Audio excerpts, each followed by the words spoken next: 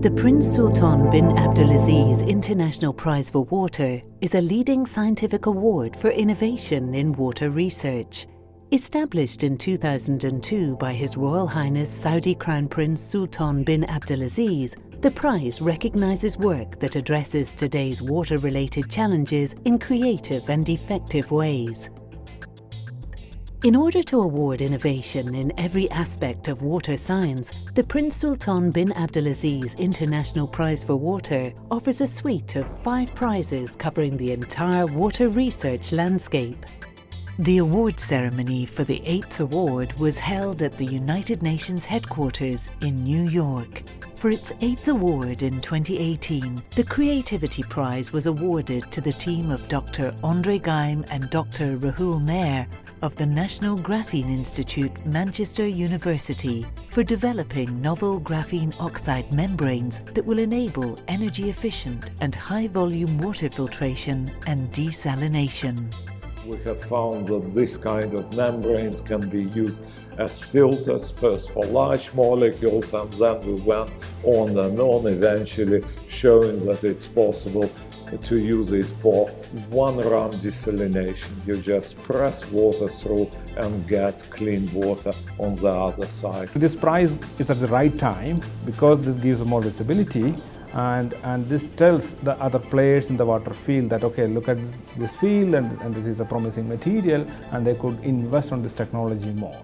The Creativity Prize was also awarded to the team of Dr. Gunther Bloschel of the Vienna University of Technology and Dr. Murugesu Sivapalan of the University of Illinois at Urbana-Champaign for developing the new field of socio-hydrology, a groundbreaking paradigm for water management and a new validated approach for studying the dynamic interactions and bidirectional feedbacks between water systems and people. I believe the Creativity Prize is not only important because it recognizes innovation, but also because it recognizes interdisciplinary research. Interdisciplinary research is usually difficult to conduct, not only because of collaborating with people from other fields, but also because it is sometimes denied recognition in more specific fields.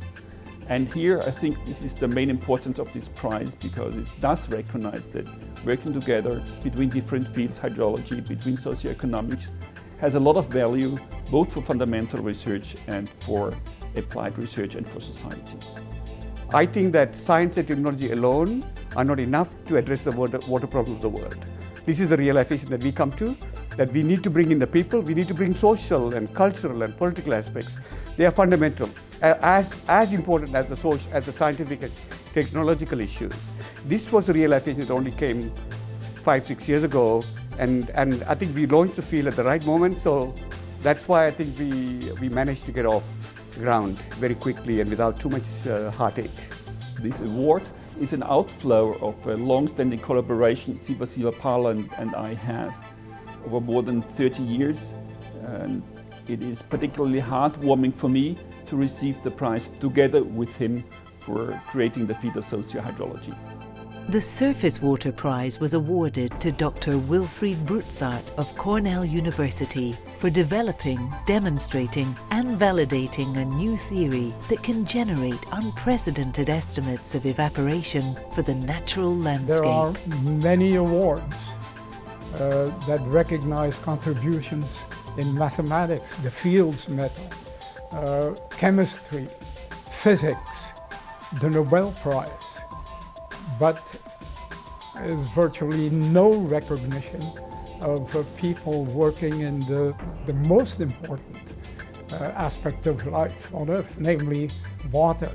The Groundwater Prize was awarded to Dr. Martinus Theodorus van Genuchten of the Federal University of Rio de Janeiro for the development and application of key theoretical and software tools that describe water flow and contaminant transport in the subsurface. The problems are increasing exponentially, but at the same time our knowledge is increasing exponentially. And the challenge now is that our knowledge stays ahead of the problems.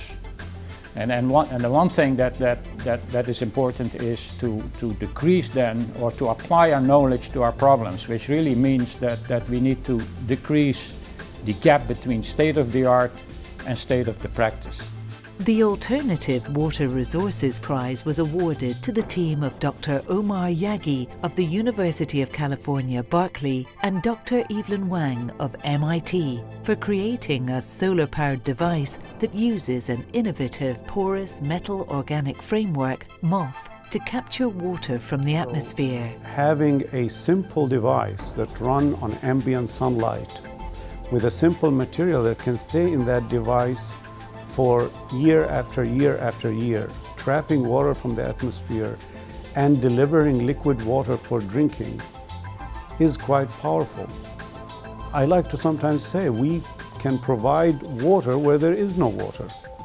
So I think being recognized by the PSIPW prize is both an honor, it's a pleasure to receive it, but also it tells those students and researchers who are doing the work in the laboratory that their work is important and it can be recognized internationally. I can consider myself somewhat of a newcomer in this specific water space, but the fact that there's been so many researchers and kind of prestigious awardees that really focused a lot of their kind of career to try to address the water needs of the world has been extremely inspirational. The Water Management and Protection Prize was awarded to the team of Dr. Jim W. Hall and Dr. Eduardo Borgomeo of the Environmental Change Institute, University of Oxford, for developing and applying a new risk-based framework to assess water security and plan water supply infrastructure in times of climate change. There is uncertainty around how much the climate is changing. We don't know how bad the future droughts will be. We don't know how frequently storms will strike. So what do we do when faced with this uncertainty? Do we throw up our hands and say, oh no, we're not going to do anything? No.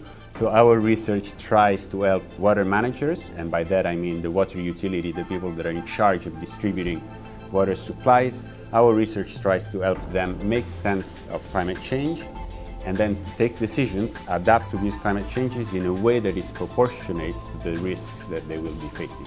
The work that we do is very much motivated by informing decision making, by applied problems. And that might not sound particularly scientific at the outset, but actually the challenges that people are facing in relation to managing scarce water resources imply incredibly difficult scientific and technical problems.